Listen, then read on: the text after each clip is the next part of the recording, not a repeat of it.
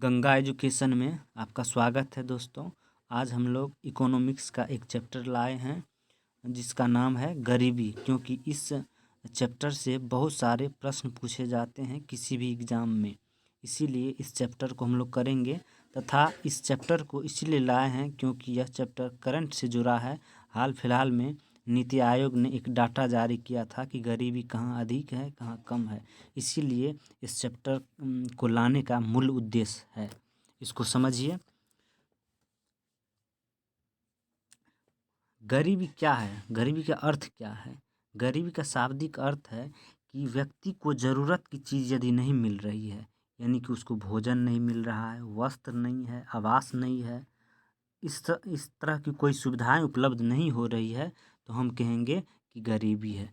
भारत में गरीबी का अनुमान सबसे पहले जो है वर्ल्ड डेवलपमेंट रिपोर्ट, यानी कि भारत में नहीं विश्व में गरीबी का पहला रिपोर्ट जो है वर्ल्ड डेवलपमेंट रिपोर्ट 1990 ईस्वी में आया था। ज़्यादातर देशों में गरीबी का कारण क्या है? असमानता। आखिर असमानता क्या है? असमानता मतलब कुछ लोगों के पास तो धन बहुत है, लेकिन कुछ लोगों के पास बहुत कम है। यही असमानता है, यानी कि दोनों के बीच की दूरी बहुत ज़्यादा होती है, तभी हम कहेंगे कि असमानता बढ़ रही है।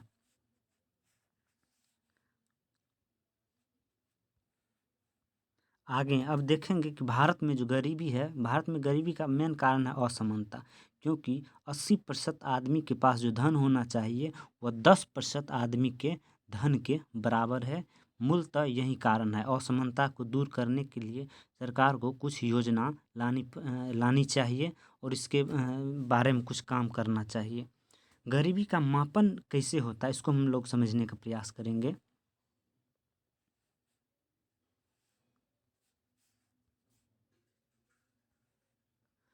गरीबी का मापन जो होता है एक सापेक्ष गरीबी होता है। एक सापेक्ष गरीबी होता है, एक निरपेक्ष गरीबी होता है। सापेक्ष गरीबी और निरपेक्ष गरीबी को हम लोग समझेंगे। ये आखिर है क्या? सापेक्ष गरीबी क्या है? तो लोगों के बीच असमानता ही सापेक्ष गरीबी है। क्वेश्चन पूछा जाता है कि सापेक्ष गरीबी क्या है, तो इसका ऑप्शन इसमें ये मारिएगा कि लोगों के बीच असमानता सापेक्ष गरीबी है। इसका विधि क्या है, मतलब इस विधि कैसे मापा जाता है? इसको लॉरेंज वक्र है मापन का विधि, और गिनी गुणांक। आपको एग्जाम में पूछा जाएगा कि लॉरेंज वक्र क्या चीज़ से संबंधित है, तो आपको सीधा सीधे ऑप्शन मारना है कि गरीबी से संबंधित है। गिनी गुणांक क्या चीज़ से संबंधित है, तो गरीबी से संबंधित है। सीधा ऑप्शन, इससे ज़्यादा नहीं पूछा जाता है। कोई भी ऑनलाइनर एग्जाम जो भी लेता है, वनडे एग्जाम, उसमें यही पूछा जाता है कि लॉरेंज वक्र क्या चीज़ से संबंधित है। आखिर हम समझेंगे कि लॉरेंज वक्र है क्या। लॉरेंज वक्र जो है, इसको इस डाटा को अच्छा से समझिए। समझ में एक बार आ जाएगा तो फिर इससे कोई प्रश्न नहीं छूटेगा। ये लॉरेंज वक्र जो यहाँ दिखा रहा है, इसको यहाँ से ओ से बी तक जो हम खींच रहे हैं, ये समता रेखा है। समता रेखा मतलब समानता है, लोगों के बीच समानता है। इसके नीचे जो ये रेखा है, यदि इसको हम देखेंगे जितना दूर खींचेंगे तो इसका मतलब असमानता बढ़ रही है, जितना नज़दीक इसको खींचेंगे तो समानता इसका मतलब बढ़ रहा है। यदि यह रेखा इसके बराबर हो जाएगा, यानी कि यहाँ समझते हैं, यह रेखा इसके बराबर लाइन में हो जाएंगे तो हम कहेंगे कि गरीबी और अमीरी नहीं है, यानी कि सभी लोग बराबर रूप से यहाँ जी रहे हैं।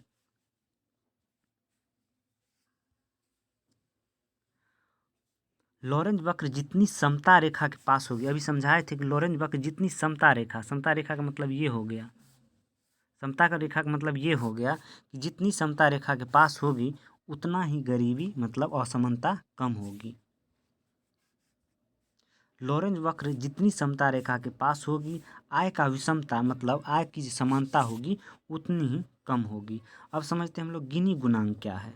गिनी गुणांक समझने के लिए यहाँ एक चित्र है, इसको समझने का प्रयास करते हैं।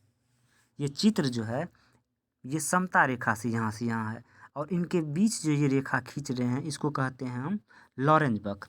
इस लॉरेंज वक्र के अंतर्गत जो क्षेत्रफल आता है उसको ले लेंगे, यानी कि छायांकित भाग का क्षेत्रफल। उसके बाद नीचे का पूरा टोटल का क्षेत्रफल बट्टे में लिख देंगे। यही हो गया हमको गिनी गुणांक।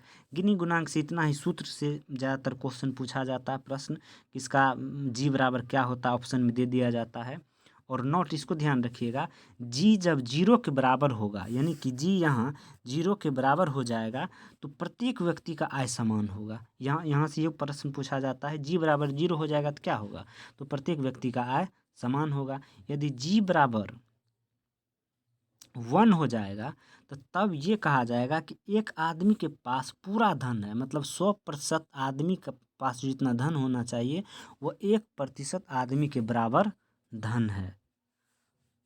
आगे हम लोग समझते हैं कि निरपेक्ष गरीबी क्या होता है। अभी हम लोग समझे थे यहाँ पे सापेक्ष गरीबी, हम लोग समझे थे सापेक्ष गरीबी क्या है। उसके बाद यहाँ निरपेक्ष गरीबी समझेंगे कि निरपेक्ष गरीबी क्या है। निरपेक्ष गरीबी मतलब हो गया कि इसमें जो है मेन चीज़ है कि पोषक चीज़ आदमी को खाने पीने के लिए क्या चीज़ मिल रहा है, प्रोटीन मिल रहा है कि नहीं, कि जितने ज़रूरत की चीज़ हैं खाने को मिल रही हैं कि नहीं। उसके बाद व्यय होगा, व्यय का मतलब हो गया कि वो आदमी कितना खर्च कर रहा है, उसका परचेजिंग पावर कितना है, वो कितना आमदनी और कितना खर्च कर रहा है, वही व्यय हो गया। अनिवार्य चीज़ें इसके अंतर्गत क्या चीज़ आ जाती है, अनिवार्य चीज़ें मतलब उसके पास खाना होना चाहिए। निरपेक्ष गरीबी के अंतर्गत खाना होना चाहिए, शिक्षा होना चाहिए, मकान होना चाहिए, ये चीज़ होना चाहिए।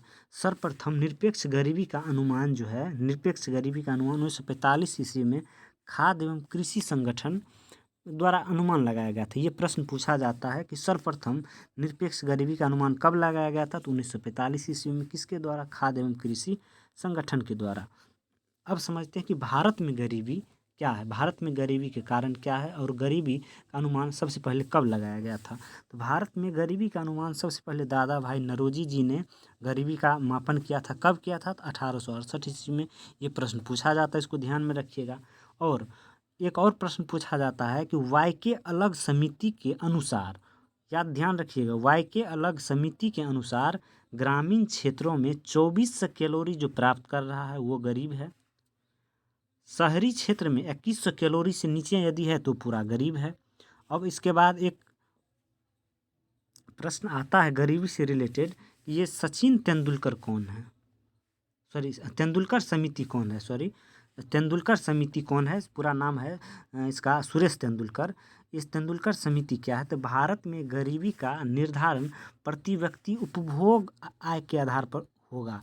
तेंदुलकर समिति ने कहा था कि कोई भी आदमी कितना खरीद रहा है कोई चीज़, उसके अनुसार भारत में गरीबी का अनुमान लगाया जाएगा। सबसे पहले यह 2004 में इसको लाया गया था, लेकिन रिपोर्ट 2011-12 में दिया गया। इसके अनुसार भारत में गरीबी 21.9 है, मतलब 21.9% लोग गरीबी रेखा से नीचे हैं। अब समझ लीजिए कितना प्रतिशत लोग यहाँ गरीब है। अभी हाल फिलहाल में रिपोर्ट जारी हुआ था कि 2021 का रिपोर्ट, जो कि नीति आयोग, ध्यान रखिएगा, गरीबी आयोग का रिपोर्ट गरीबी का रिपोर्ट कौन जारी करता है, तो गरीबी का रिपोर्ट जो है नीति आयोग जारी करता है। इसको ध्यान रखिएगा, ऑप्शन पूछा जाता है। अब हाल में ही रिपोर्ट में सबसे ज़्यादा गरीब कहाँ है, तो बिहार में सबसे ज़्यादा गरीब है। कितना है, 51.9%। इस डाटा को याद रखिएगा।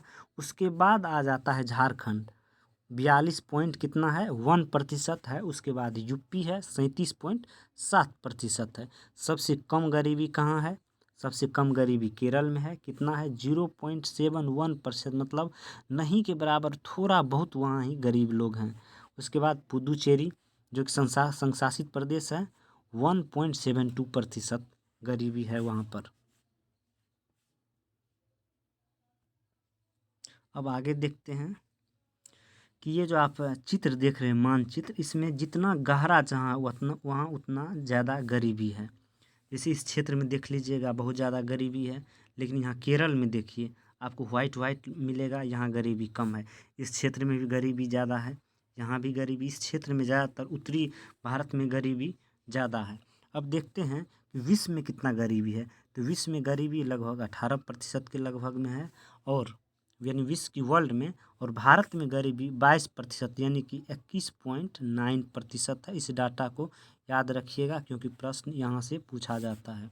इतना देखने के लिए बहुत बहुत धन्यवाद। चैनल को सब्सक्राइब कीजिए, फिर आगे करंट अफेयर्स का एक शो लाने वाले हैं। धन्यवाद।